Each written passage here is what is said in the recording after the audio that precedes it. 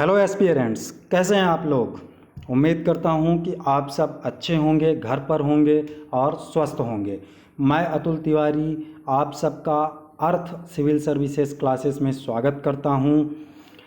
हम एथिक्स की यह तीसरी क्लास स्टार्ट कर रहे हैं। इसके पहले हम 2 लेक्चर ले चुके हैं, जिसमें हम आचार्य शंकराचार्य के जीवन परिचय, उनके जगत संबंधी विचार, ब्रह्म संबंधी विचार एवं ईश्वर संबंधी विचार को पढ़ चुके हैं। यह हमारा तीसरा लेक्चर है, जिसमें हम आचार्य शंकराचार्य के मायावाद, आत्मावाद, प्रतिबिंबवाद एवं अवच्छेदवाद के बारे में जानेंगे। आइए दोस्तों, बिना देरी करे हुए हम सीधे लेक्चर में आते हैं। दोस्तों, आचार्य शंकराचार्य का जो मायावाद है, यह अद्वैत दर्शन पर आधारित है। किस पर आधारित है? अद्वैत दर्शन पर आधारित है। आचार्य शंकराचार्य अद्वैतवाद के प्रवर्तक भी हैं। तो आइए जानते हैं कि इनका मायावाद क्या है। आचार्य शंकराचार्य ने माया को अपने अद्वैतवाद में क्या माना? विशिष्ट स्थान माना है। किसका? माया का। इन्होंने माया को ईश्वर की शक्ति बतलाया। क्या बतलाया? ईश्वर की शक्ति, जो क्या करता है? ब्रह्म के स्वरूप पर पर्दा डाल करके उसे जगत के रूप में प्रकट करता है। हमने पिछले लेक्चर में आपको बताया था कि जो ब्रह्म है उस पर माया का आवरण या पर्दा पड़ते ही वह हमें ईश्वर के रूप में और जगत के रूप में दिखलाई देने लगता है। तो उसी को आचार्य शंकराचार्य ने बताया कि यह जो माया है वह ईश्वरीय शक्ति है। अगला उन्होंने यह बतलाया कि माया का जो आश्रय एवं विषय है वह क्या है? ब्रह्म है। इसका मतलब क्या हुआ मित्रों? इसका मतलब यह हुआ कि जो माया है इसका स्वतंत्र अस्तित्व नहीं है।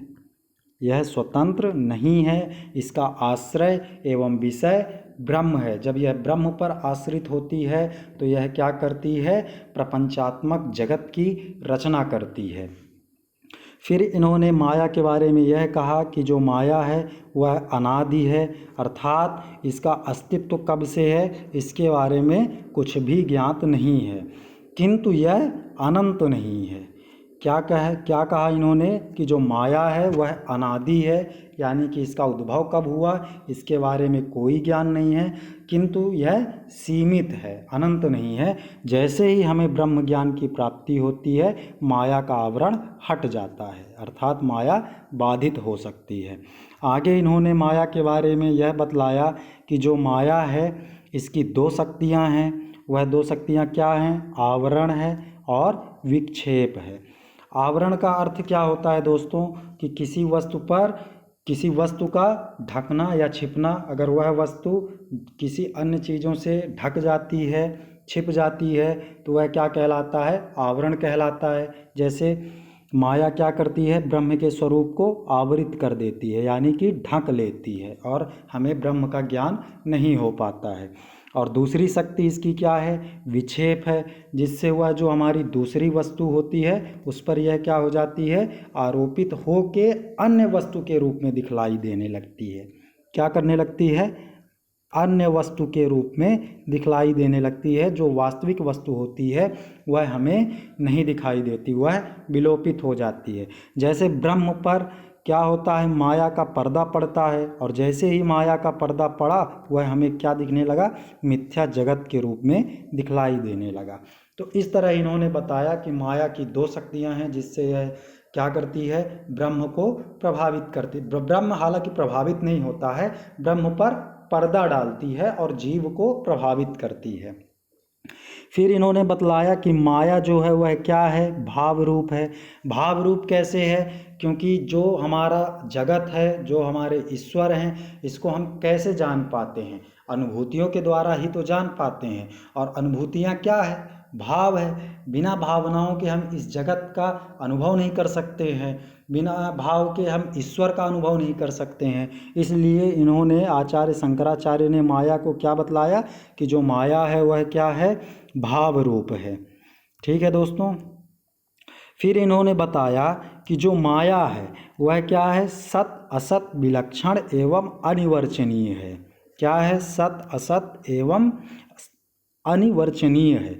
सत कैसे है, असत कैसे है, यह भी आप लोगों को जान लेना चाहिए मित्रों। सत ऐसे है कि यह क्या है, माया अनुभव का विषय है। अभी मैंने आपको बताया कि जो माया है वह क्या है, भाव रूप है। और जब भाव रूप है तो भावनाओं को कैसे आदमी जानता है, अनुभव करके ही तो जानता है। और जैसे ही हम किसी वस्तु का अनुभव करते हैं वह क्या होता है, सत होता है। और इसी से हमें जगत का अनुभव होता है। इसलिए जगत का क्या करती है, आरोपण करती है, जगत का आरोपण करती है। और असत कैसे हुआ, जैसे ही हमें यथार्थ ज्ञान की प्राप्ति हो जाती है वैसे ही ये माया क्या हो जाती है, बाधित हो जाती है। और दूसरा यह कि ब्रह्म से इसका स्वतंत्र अस्तित्व नहीं है, यानी कि इसका आश्रय और विषय क्या है, ब्रह्म है। ब्रह्म से यह पृथक होते ही इसका अस्तित्व समाप्त हो जाता है। इस तरह से इसके दोनों लक्षणों के होने के चलते आचार्य शंकराचार्य ने इसे क्या कहा, सत असत विलक्षण एवं अनिवर्चनीय।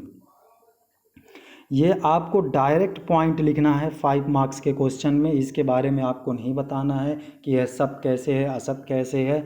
जब आपसे 20 मार्क्स के क्वेश्चन में यह आएगा तब आपको वहाँ पर बताना है कि यह सत कैसे है, असत कैसे है। चलिए आगे देखते हैं क्या कहा माया के बारे में शंकराचार्य ने। आगे उन्होंने कहा कि जो माया का ज्ञान है वह क्या है, निरस्या है। निरस्या कैसे है कि जैसे ही हमें ब्रह्म का ज्ञान प्राप्त होता है वैसे ही माया का निराकरण हो जाता है, माया का पर्दा हट जाता है। फिर इन्होंने कहा कि माया जो है वह क्या है, अध्यास रूप है। क्या है माया, अध्यास रूप है, यानी कि अतत्व में तत्व की प्रतीति, अतत में तत् की प्रतीति, अर्थात जहाँ जो वस्तु नहीं है वहाँ उसका अनुभव करना।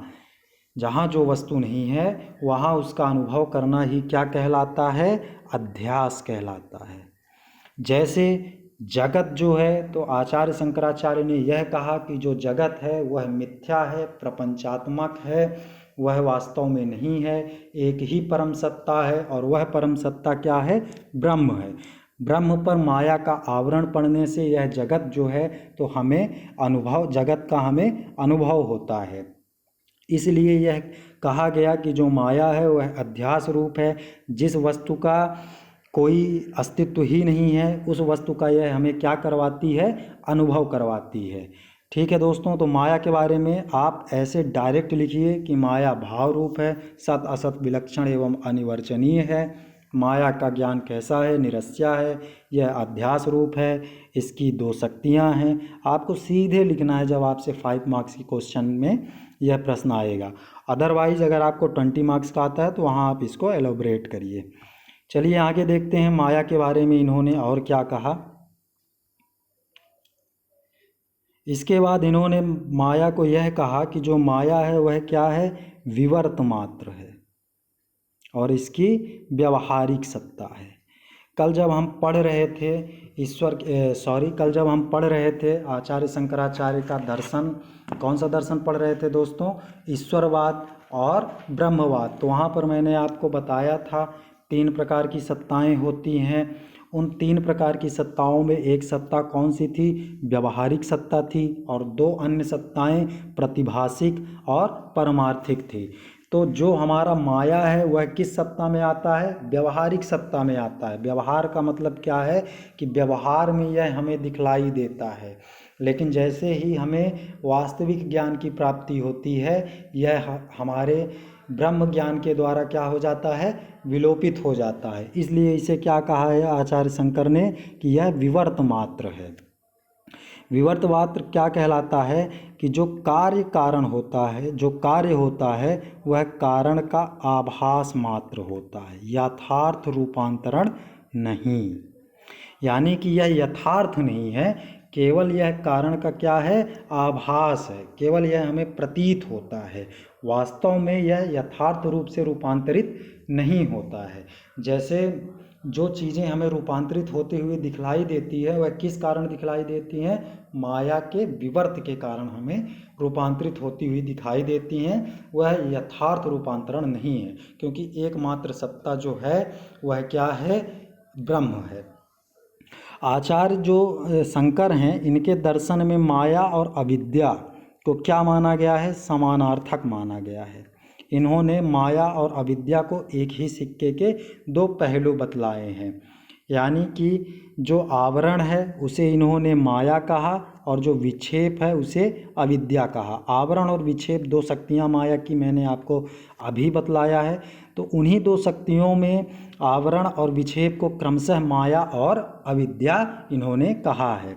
लेकिन जो बाद में हमारे दार्शनिक हुए, वेदांतियों हुए, उन्होंने माया और अविद्या में कुछ भेद किया, कुछ अंतर बतलाया है।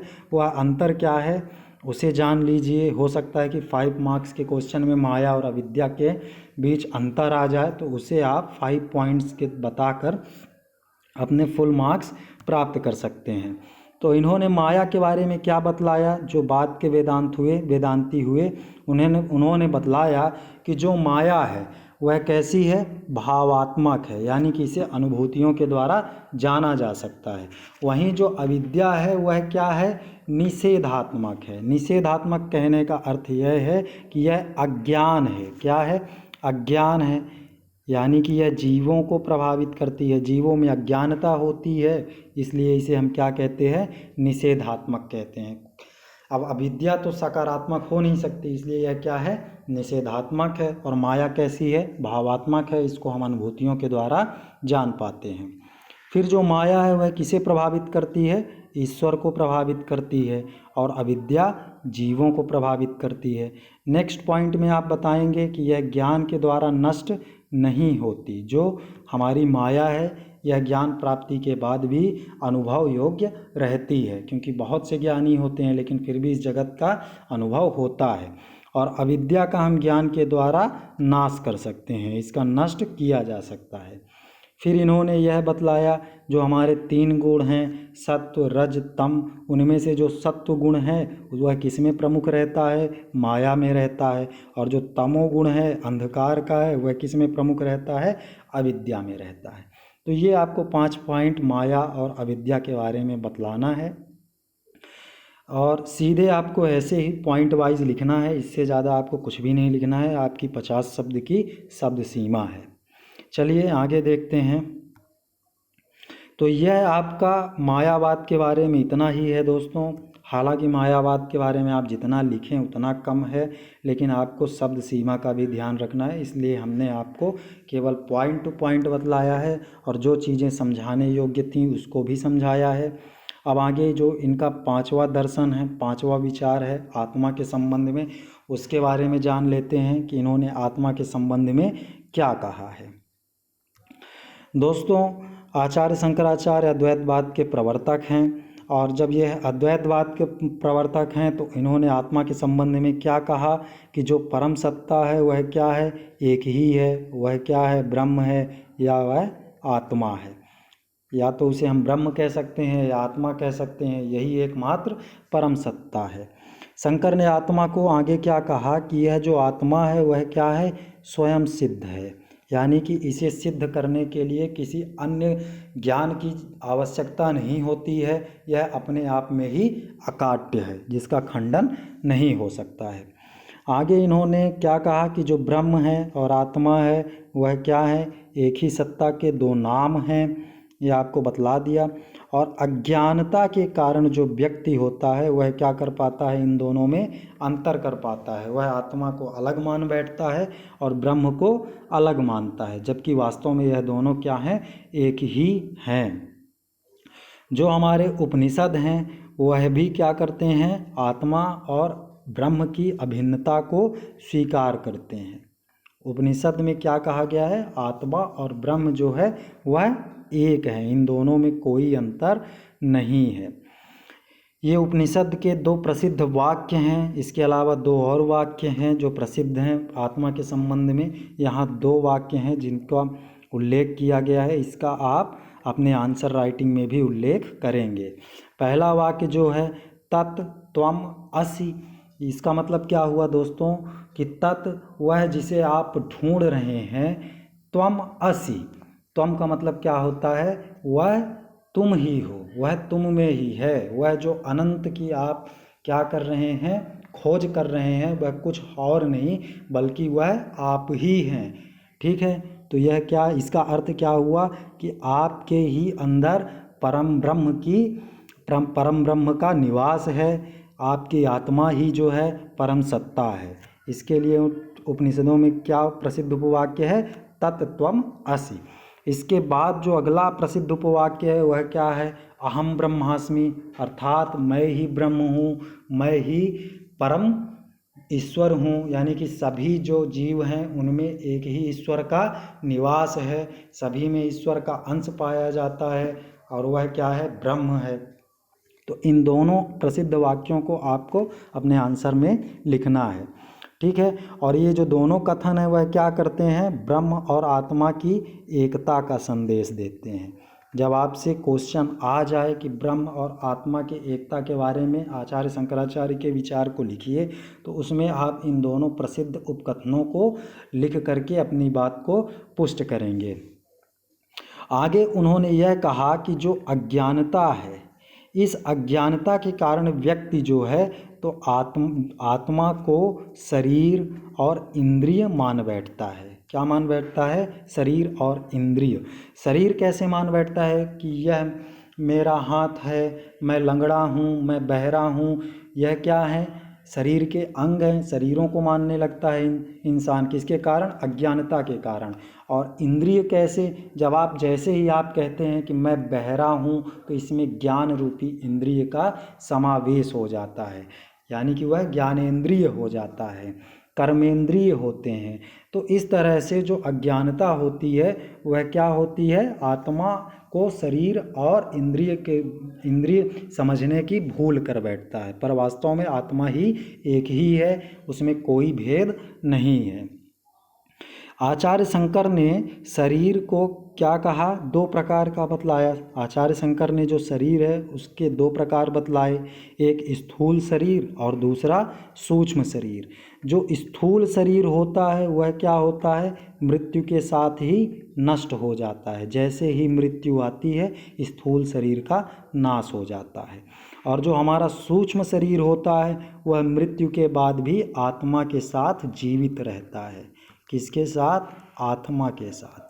और जो हमारा यह स्थूल शरीर होता है इसके अंदर ही सूक्ष्म शरीर का निवास होता है। यानी कि आप सीधे से यह समझिए कि जो हमारे ऑर्गन्स होते हैं, अंग होते हैं, जिन्हें हम अलग अलग मान बैठते हैं, वह हमारा स्थूल शरीर है, और जो हमारा आत्मा है जिसे हम ब्रह्म कहते हैं वह हमारा सूक्ष्म शरीर है। तो इस स्थूल शरीर में सूक्ष्म शरीर का निवास रहता है, और जैसे ही अंत्योष्टि होती है मृत्यु के बाद, वह हमारा स्थूल शरीर क्या होता है, नष्ट हो जाता है।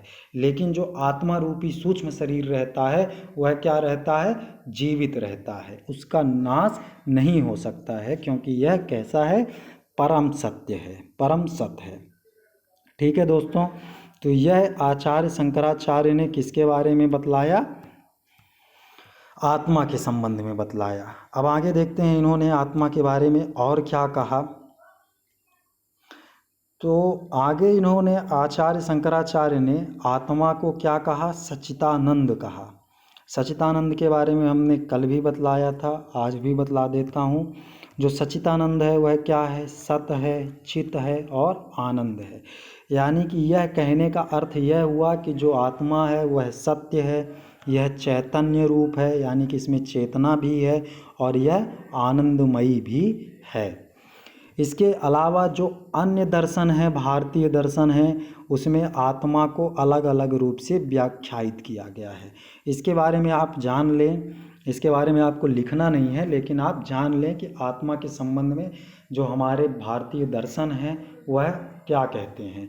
जो हमारा न्याय दर्शन है वह आत्मा को क्या मानता है, अचेतन मानता है, यानी कि इसमें चेतना नहीं होती है। जो आत्मा होती है वह क्या होती है, बाह्य पदार्थ के संपर्क में आने से चेतन होती है। अब बाह्य कैसे, जैसे ही हमारे शरीर पर आत्मा का निवास होता है वह क्या हो जाती है, चेतन हो जाती है। इंद्रियों के द्वारा हमें आत्मा के चेतन का आभास होता है, पर वास्तव में न्याय दर्शन यह कहता है कि जो आत्मा है वह अचेतन है, उसका पृथक रूप से कोई अस्तित्व नहीं है। जैसे ही वह बाह्य वस्तुओं के, बाह्य पदार्थों के संपर्क में आती है, चेतन हो जाती है। हमारा जो वैशेषिक दर्शन है वह क्या कहता है कि जो आत्मा है वह स्वतः स्वरूप का है। सांख्य दर्शन इसे चैतन्य मानता है कि जो आत्मा है वह क्या है, चैतन्य है। तो इस प्रकार जो हमारे यह तीन अलग दर्शन हैं, न्याय, वैशेषिक और सांख्य, ये अलग अलग रूप से क्या करते हैं, आत्मा की व्याख्या करते हैं। किंतु शंकर जो है वह आत्मा को सच्चिदानंद मानते हैं, जिसमें सत्य, चित और आनंद तीनों का एकीकरण होता है, तीनों का निवास होता है। आगे देखते हैं उन्होंने क्या कहा। आगे जो शंकर हैं वह कहते हैं कि जो सच्चिदानंद है इसकी अनुभूति हमें कब प्राप्त होती है, स्पष्ट रूप से सुषुप्ता अवस्था में। और यह सुषुप्ता अवस्था कब होती है, ड्रीमलेस होती है। इंग्लिश में इसे हम क्या कहते हैं, ड्रीमलेस। आप सब जब बिना स्वप्न के सोते हैं उसे ही हम क्या कहते हैं, सच्चिदानंद। आत्मा के सच्चिदानंद की अनुभूति की झांकी प्राप्त हो जाती है। जब व्यक्ति बिना स्वप्न के सोता है उसी समय हमें आत्मा की स्पष्ट झलक प्राप्त हो जाती है। और जो दो अवस्थाएं हैं वह क्या हैं, जागृत है और स्वप्न अवस्था है। इन दोनों अवस्थाओं में आत्मा की हमें कैसी अनुभूति होती है, क्षीण अनुभूति होती है।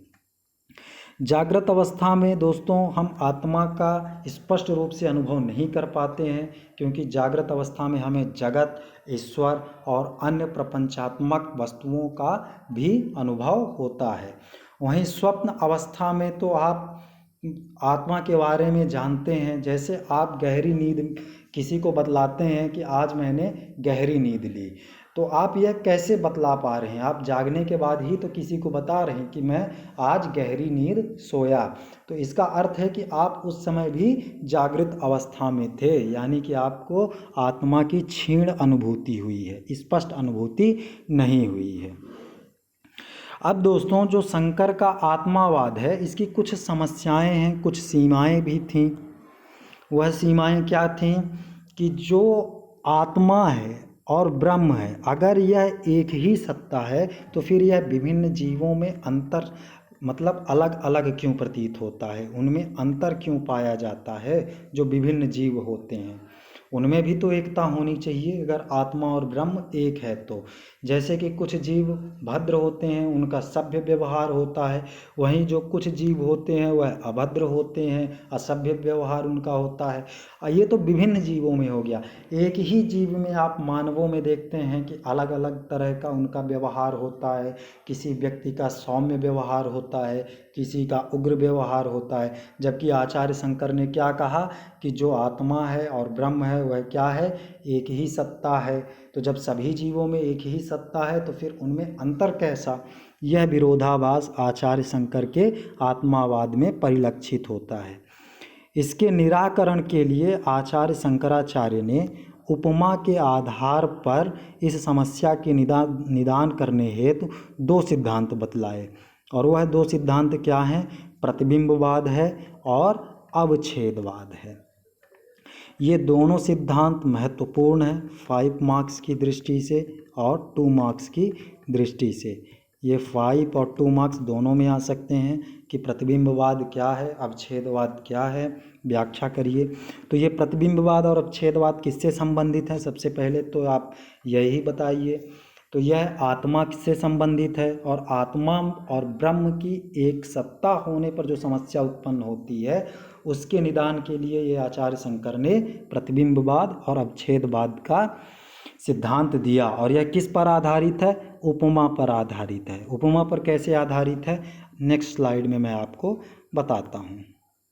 देखिए, जो प्रतिबिंबवाद है आचार्य शंकर का, उसमें इन्होंने यह कहा कि जो जीव है वह किसमें है, अविद्या में पड़ा हुआ है। किसमें, अविद्या में पड़ा हुआ है, जिससे जो ब्रह्म है वह क्या है, प्रतिबिंब है। यानी कि इन्होंने यह कहा इसके अनुसार कि जीव अविद्या में पड़ा हुआ ब्रह्म का प्रतिबिंब जैसा है।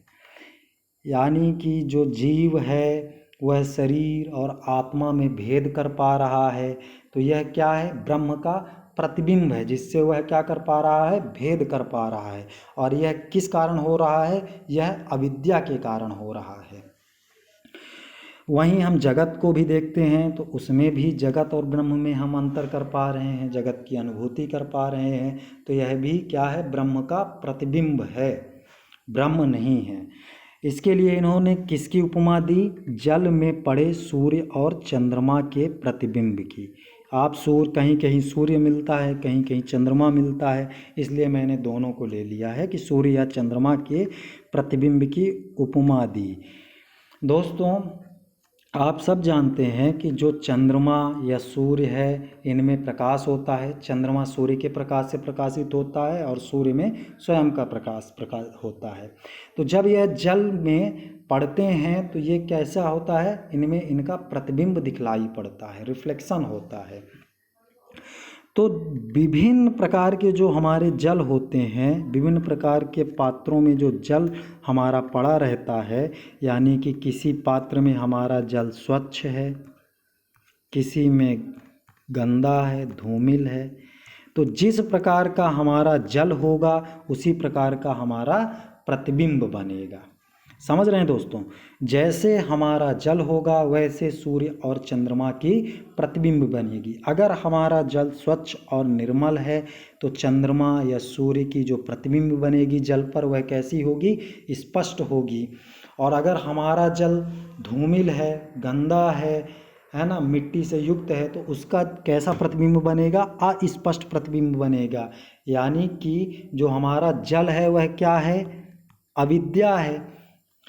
समझ रहे हैं दोस्तों, जो हमारा जल है वह क्या है, अविद्या है। यही तो कहना चाह रहे हैं आचार्य शंकर।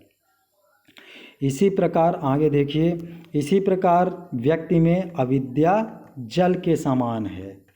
यानी कि विभिन्न व्यक्तियों में अविद्या की कम या अधिक मात्रा होने से ब्रह्म की विभिन्न प्रकार की प्रतिबिंब बनते हैं।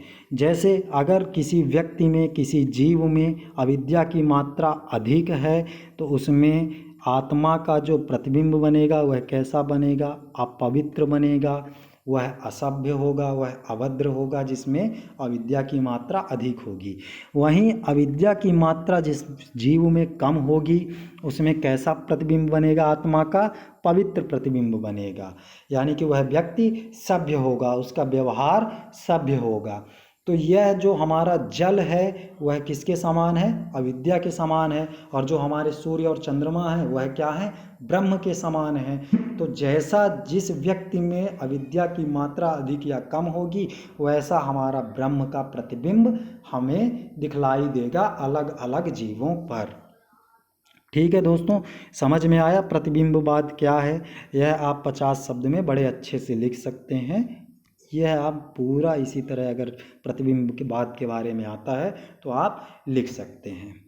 आइए आगे देखते हैं कि आचार्य शंकर का अवच्छेदवाद क्या है।